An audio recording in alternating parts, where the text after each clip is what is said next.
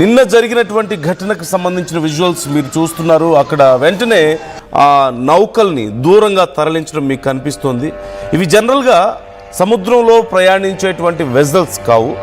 ఒక చోట ఉండి లిక్విఫైడ్ గ్యాస్ని తిరిగి మళ్ళీ గ్యాస్ రూపంలోకి మార్చేటువంటి షిప్లుగా ఇవి పనిచేస్తూ ఉంటాయి. ఈజిప్ట్లోని డామియట్టా మధ్యధర సముద్ర పోర్టులో అమెరికాకు చెందినటువంటి ఈ గ్యాస్ని నిల్వ చేసే నౌక మీద ఒక డ్రోన్ దాడి జరిగినట్లుగా అంతర్జాతీయ సముద్ర భద్రతా సంస్థలు ఇప్పటికే కన్ఫర్మ్ చేశాయి. ఈ ఘటన ఇప్పుడు మధ్యప్రాచ్య ఉద్రిక్తతలని ఒక రకంగా చెప్పాలంటే మరింత తీవ్ర స్థాయికి తీసుకెళ్లే అవకాశం కనిపిస్తుంది. ఈ దాడికి గురైనటువంటి నౌకని ఎనర్గోస్ వింటర్ అని పిలుస్తూ ఉంటారు. అయితే ఇది ఒక floating storage and regasification unit, FSRU అంటారు. అంటే ఒక మామూలుగా LNG మనం విని ఉంటాం కదా, ఈ LNGని అంటే LNGని నిల్వ చేసి దాన్ని మళ్ళీ తిరిగి గ్యాస్ ఫామ్లోకి మార్చేటువంటి ఒక ప్రాసెస్ ఇక్కడ జరుగుతూ ఉంటుంది. గ్యాస్ని లిక్విఫైడ్ చేస్తారు, లిక్విడ్ రూపంలో స్టోర్ చేసి ఉంచుతారు, అక్కడికి తరలిస్తారు ఆ షిప్ దగ్గరికి. ఆ షిప్లో మళ్ళీ దాన్ని గ్యాస్ ఫామ్లోకి మార్చి, ఎందుకంటే గ్యాస్ ఫామ్లో స్టోర్ చేయడానికి ఎక్కువ స్పేస్ అవసరం అవుతుంది. గ్యాస్ని లిక్విఫైడ్ చేసినట్లయితే తక్కువ స్పేస్లో ఎక్కువ గ్యాస్ని స్టోర్ చేసుకోవడానికి అవకాశం ఉంటుంది. కాబట్టి ఇన్ఫ్యాక్ట్ ట్రాన్స్పోర్టేషన్కి ఈజీగా ఉంటుంది. సో ఈ లిక్విఫైడ్ గ్యాస్ని తిరిగి మళ్ళీ గ్యాస్ రూపంలోకి మార్చి రిక్వైర్డ్ ఆ కనెక్షన్స్కి వాళ్ళు పంపిస్తూ ఉంటారు, ఆ పైప్ లైన్స్కి సప్లై చేస్తూ ఉంటారు. ఏ కంట్రీకి అవసరం అవుతుందో, ఏ ప్రాంతానికి అవసరం అవుతుందో అక్కడ. సో ఈ షిప్స్ అమెరికాకి సంబంధించినవి. ఇవి అన్నిటిలాగా సముద్రాల్లో తిరిగి గ్యాస్ని ఒక చోటు నుంచి ఒక చోటుకి పంపించేవి కాదు. సో ఒక పర్టికులర్ ప్లేస్లో ఈ షిప్స్ని ఉంచుతారు. ఇవి తీరానికి దగ్గరలో ఉంటాయి, ఆ ల్యాండ్కి దగ్గరలో ఉంటాయి సముద్రంలో. లిక్విఫైడ్ గ్యాస్ని తీసుకొచ్చినటువంటి పెద్ద పెద్ద వెజల్స్ దగ్గర నుంచి వీటిలోకి ట్రాన్స్ఫర్ చేసిన తర్వాత ఆ లిక్విఫైడ్ గ్యాస్ని మళ్ళీ తిరిగి గ్యాస్ ఫామ్లోకి వాళ్ళు మార్చి భూమి మీదకి పంపిస్తూ ఉంటారు. అంటే ల్యాండ్ మీదకి ఉన్నటువంటి కనెక్షన్స్కి వాళ్ళు పంపిస్తూ ఉంటారు. This is the process. అయితే ఇప్పుడు అలాంటి ఒక షిప్ మీద, అలాంటి ఒక పెద్ద నౌక మీద దాడి జరిగినట్లుగా మనకు కనిపిస్తుంది. You can see on the screen ఒక డ్రోన్ వచ్చి డైరెక్ట్గా ఆ పెద్ద నౌక మీద ల్యాండ్ అవ్వడం మీకు కనిపిస్తుంది. అదిగో మీకు చూడొచ్చు ఆ స్క్రీన్లో, అవి మీకు విజువల్లో చాలా క్లియర్గా కనపడుతుంది. సో అప్పటికే గమనించిన కొంతమంది దీన్ని వీడియో కూడా తీశారు. అయితే ఇరాన్ ఇంతవరకు దీనికి సంబంధించి క్లెయిమ్ చేసుకోలేదు మేమే చేసామని. బట్ US ఇప్పటికే రెస్పాండ్ అయింది. ఒక మీట్లో, ఒక ప్రెస్ మీట్లో ఉన్నప్పుడు ట్రంప్ని అడిగారు, ఇలా ఈజిప్ట్లో మీ షిప్ మీద దాడి జరిగిందట కదా అని చెప్పి అడిగితే, we're going to hit them back harder అంటూ ఆయన రిప్లై ఇవ్వడం మనకు కనిపించింది ఇక్కడ.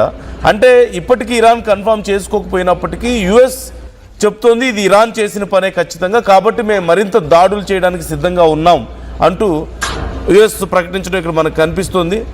బ్రిటిష్ సముద్ర భద్రతా సంస్థలు ఆంబరీ అండ్ వాన్గార్డ్ ప్రాథమికంగా దీనికి సంబంధించి ఒక కన్ఫర్మేషన్ ఇచ్చాయి. ఒక డ్రోన్ లేదా ఒక ప్రొజెక్టైల్ ఈ నౌక మీద దాడి చేసి ఉండొచ్చు అని. It's very clear visual. Drone దాడి చేసింది అనేది మనకు కనిపిస్తుంది. వెంటనే మొత్తం అగ్ని ప్రమాదం చోటు చేసుకుంది. అక్కడ అగ్ని మంటలు ఒక్కసారిగా చెలరేగాయి. అయితే పక్కపక్కనే రెండు పెద్ద పెద్ద నౌకలు ఇలాంటివి ఉన్నాయి. ఇమ్మీడియట్గా ఆ నౌకల్ని సపరేట్ చేశారు.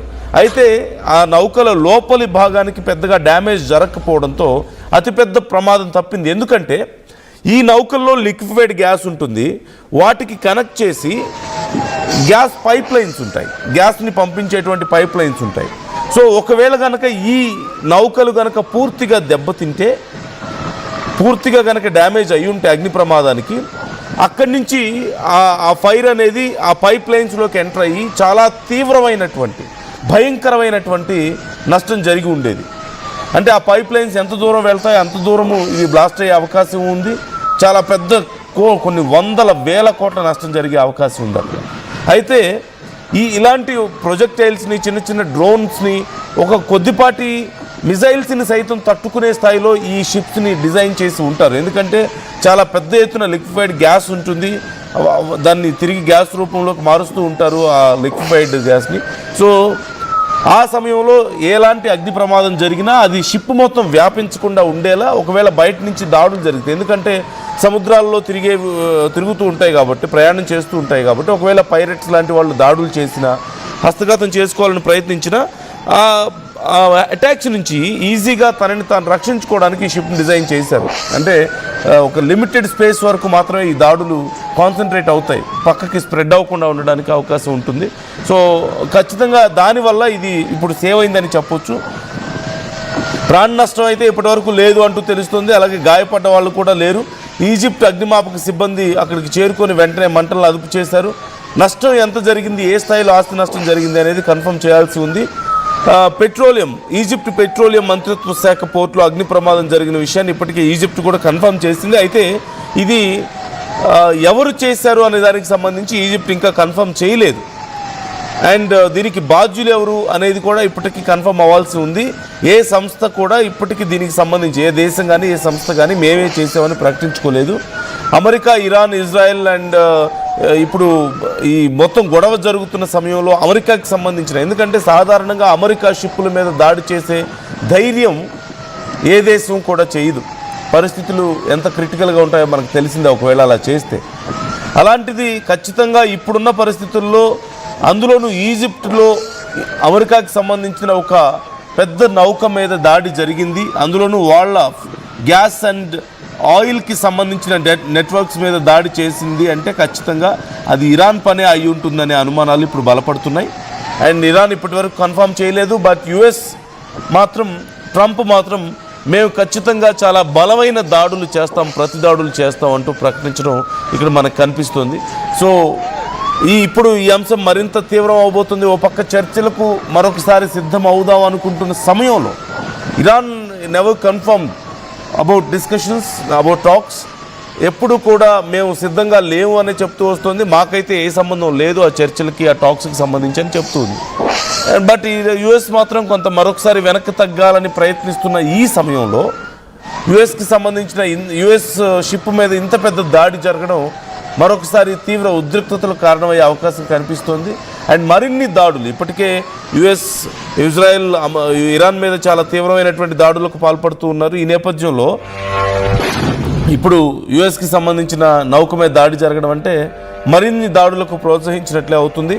ఇరాన్లో ఉన్నటువంటి చాలా లక్ష్యాలను ఇప్పటికే ఎయిర్ ఫోర్స్ అటాక్స్తో యుఎస్ మొత్తం కొలాప్స్ చేస్తూ వస్తుంది.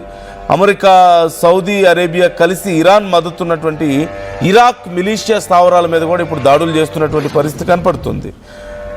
సో మొత్తం మీద ఈ లాస్ట్ 3 డేస్లో కూడా చాలా తీవ్రమైనటువంటి దాడులు చేస్తూ వచ్చింది యుఎస్ ఇరాన్ మీద. అలాగే వాళ్ళ ప్రాక్సీ గ్రూప్స్ మీద కూడా దాడులు చేయడం మనకు కనిపిస్తుంది. ఈ నేపథ్యంలో మరిన్ని దాడులకు ఇది కారణమయ్యే అవకాశం కనిపిస్తుంది. ఇరాన్ ఇప్పటికే అమెరికా స్థావరాల మీద, సైనిక స్థావరాల మీద చాలా తీవ్రమైనటువంటి దాడులకు పాల్పడడం మనం చూస్తూనే ఉన్నాం. మరోవైపు యుఎస్, ఇజ్రాయెల్ కూడా అదే స్థాయిలో దాడులు చేస్తున్నటువంటి సందర్భం మనకు కనిపిస్తుంది. ఈ పరిస్థితుల్లో ఏం జరగబోతుంది నెక్స్ట్ అంటే మరింత పెద్ద ఎత్తున దాడులు జరగడానికి అవకాశం కనిపిస్తుంది. ఇప్పటికే ట్రంప్ హెచ్చరిక జారీ చేశారు. మరింత ప్రతి దాడులు ఉంటాయి, మరింత తీవ్రమైనటువంటి దాడులు ఉంటాయని కూడా చెప్పడం మనం చూడొచ్చు. మరొకసారి ఆ విజువల్స్ నేను మీకు చూపిస్తాను. ఈ ఇన్సిడెంట్కి సంబంధించి ఇప్పటికే యుఎస్ కన్ఫర్మ్ చేసింది. బట్ ఇరాన్ మాత్రం కన్ఫర్మ్ చేయాల్సి ఉన్న సందర్భం మనకు కనిపిస్తుంది. సో మీ అభిప్రాయం ఏంటి ఈ అంశానికి సంబంధించి? మీ అభిప్రాయాలను కూడా కామెంట్ చేయొచ్చు, మాతో షేర్ చేసుకోవచ్చు. We're going to hitting them very hard అంటూ అమెరికా ఒక ప్రకటన చేసింది. ట్రంప్ చేసినటువంటి ప్రకటన ఇక్కడ మనకు కనిపిస్తుంది. మీరు కూడా మీ అభిప్రాయాలను కామెంట్ చేయండి. ఏం జరిగే అవకాశం ఉంది ఇప్పుడు?